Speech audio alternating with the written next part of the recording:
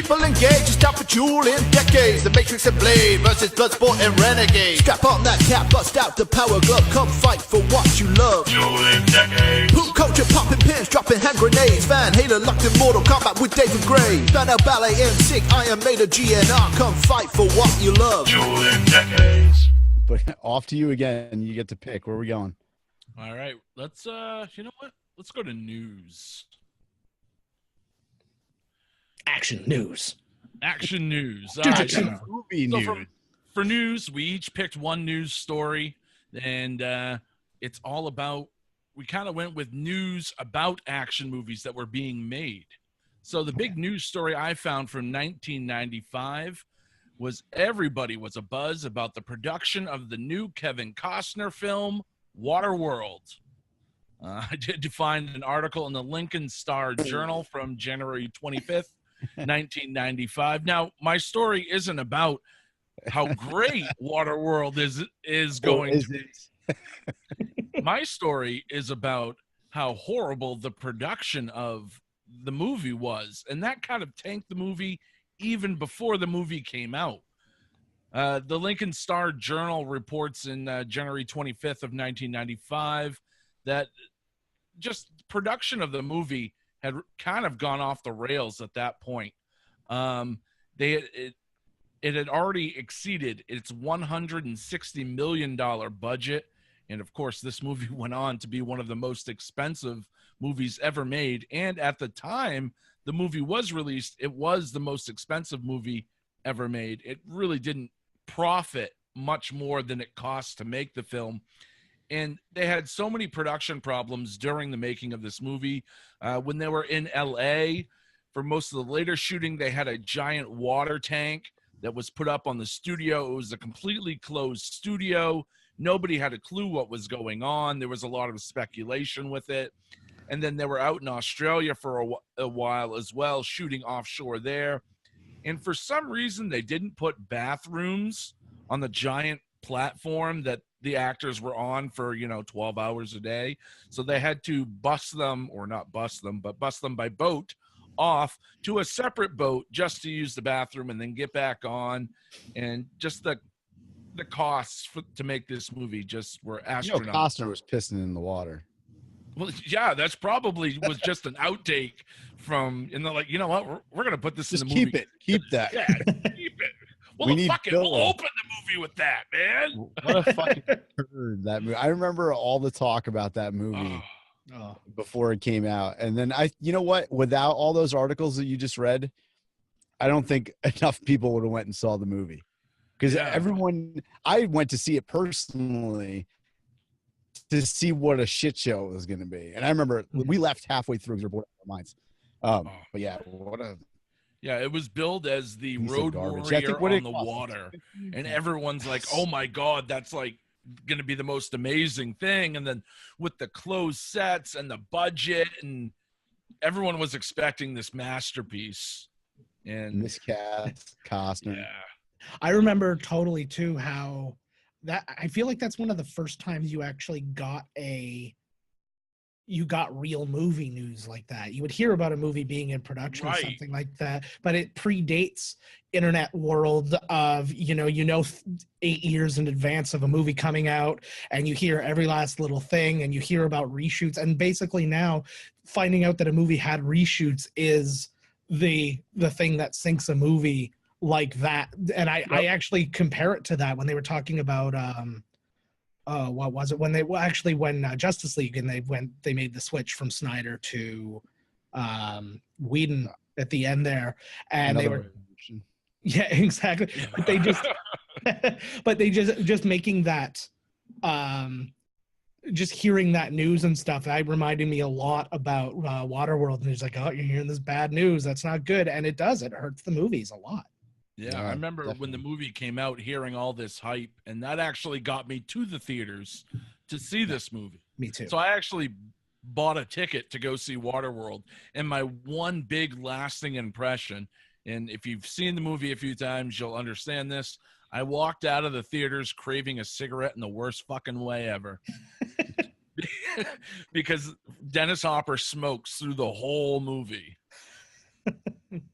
I hated how his face looked. I couldn't even look at his face. Ugh. This stupid eye. Anyhow, what's your second? What's your second one? We only did one each for news. No, we didn't. 2 for every round. Oh, I only did one for news. I could only find one. Oh, damn. All right. That's why I said we only did one in the beginning. I thought that's what we did. All right. So moving on. Let me begin this with my first one. And this sounds like a story that came straight out of 2019, but I guarantee you this is from 1985. And the title of the article is New Rambo Doll Sparks Protest. Anti-war activists protested outside the Coleco headquarters to protest Coleco's plans to manufacture a Rambo doll by 1986. And the members of the War Resisters League are calling this International Day Against War Toys. And during this protest, 300 similar protests will be held in the U.S., Europe, Australia, and even Joe's own Canada. One protester went on to say, the doll is patterned after a horrendous, violent movie character. And because of that, the character Rambo makes war and killing exciting to children. Well, lo and behold, not only did we get the Coleco Rambo toys in 1986, but we also got the Rambo cartoon called The Force of Freedom. So on your stupid protest. But this one, the second news story I have, actually kind of ties to what you were saying earlier. Where Mark was in 1995, we were starting to get all this news. In 1985, you only saw what came out in magazines, maybe a newspaper every now and then. And that's how we do the research for these. And this comes from a newspaper article. So in this article from October 1985 that began with a complete ass ripping of American Ninja, and I quote, American Ninja is not only, hold on, and I quote, American Ninja is not a good movie. It's not a good martial arts movie. And that's because it's shot and edited so quick that everything looks phony. And if you love Canon, that's what Canon does. So the second part of this article is the part that kind of ties in what you're saying. The article goes on to say that Canon threw out enough like cheap thrills in the movie to make the movie tolerable, blah, blah, blah. But then they mentioned that big things are on the horizon for a not so major studio named Canon Films. The studio that's bringing you, and keep in mind, this is before these came out, Superman 4, Death Wish 3, Othello, new action movies from Chuck Norris and Sylvester Stallone, not to mention Spider-Man and Captain America. Canon was so ahead of their time in 1985 that they almost like lapped themselves on a track. That's how bad it was. Can you imagine if they did this right and put those movies out correctly? It would have changed the entire landscape of entertainment from where it was to, you know, how everything went. But that's my two stories right there. Wow. That is very cool. I'm a huge Canon fan, so I love hearing about things like that. It's actually funny that you brought up the Captain America thing, because I was actually doing my show, and we were talking about an unmade Roger Corman Captain America that was going to star Jeff Bridges as Captain America. And so we were, so it's funny that you brought that up. Definitely, oh, wow. I am taking the 2 stories versus 1 into account, but also I cannot discount the size of this story. I mean, of all those stories, I deeply remember the Waterworld story because it was such a huge, it was just, again, like we said, we never received such news before. Hearing about all these kind of things. You'd hear more about it like Titanic when that came out and stuff like that. Very similar. You'd hear about kind of the problems, although I guess that same negative effect didn't carry over to Titanic. But I will say, just in the spirit of the 80s and stuff, I'm kind of discounting the American Ninja aspect of the story, but just talking about the plans and the ambition and the hubris of Canon. I love that. And then the idea of this being announced as good things to come, knowing what we now know about Superman 4. And that's why I picked this out, because like you said, it did start as a review, Mhm. but the review just went off the rails quick because there's really not much. We all like American Ninja for what it is, and what it's not is a great martial arts movie, because like you said, or like they said in the article, it is a lot of flashing around and it's edited really quickly. It's just, that's what you get from a canon movie.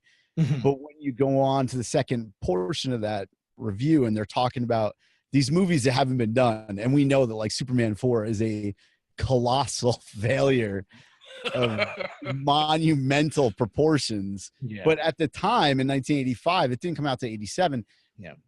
You know, there's people are excited that this movie is coming out because Superman was in everybody's home for at least 3 movies. So Absolutely. And I kind of really like that machine. I've watched the Golan Globus documentaries and all those things, and that is just kind of, that is so indicative of them as people, where they come out to you and say this movie's not good, and they're like, no, don't worry about that movie, these movies are coming.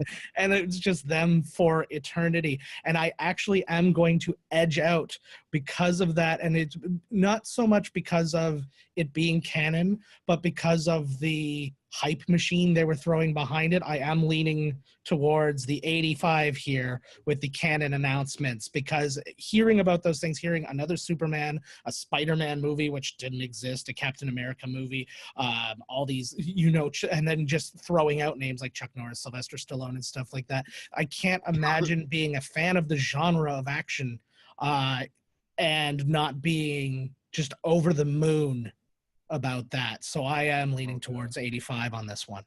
and it was really cool what was going on back then, because they were doing things that, for them not being a huge major motion picture studio, they were getting these movies. And now at the time in 1985, they started to get like Otello was one of the ones that was listed there, but then they had like Runaway Train and these movies that sat for years and years and years and nobody wanted them, and they were picking up these movies.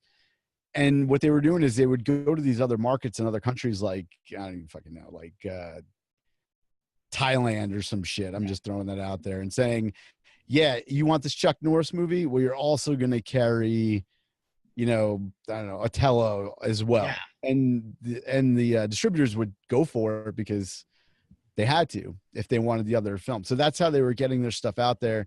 But, you know, if you saw the documentaries, you just knew they got way too big, too quick, and everything fell apart.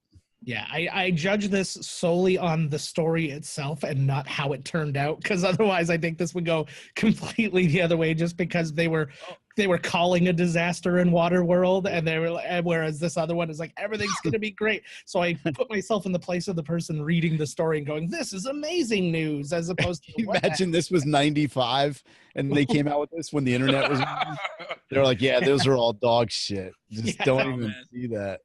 No, man, that's a great pick. Even I have to admit that, because I actually think for the news round, I think that article is spot on, because there's nothing better than that for a canon fan, are those predictions. I mean, that's the type of article that in retrospect you print out, you frame, you stick in the man cave, because that's just hilarious. And this is also 85, where they just paid Stallone like I forgot what it was. It was like $12 million or some shit to be in 2 movies, or 25 million, but I forgot exactly what it was, but they paid him a ton, and everyone in the industry were like, you're morons, you guys are dumb. And you know what, if those movies that he had released really didn't pan out for them, but they're cult classics. Yeah. So well, and it just helped establish them and create the legend. Dueling Decades.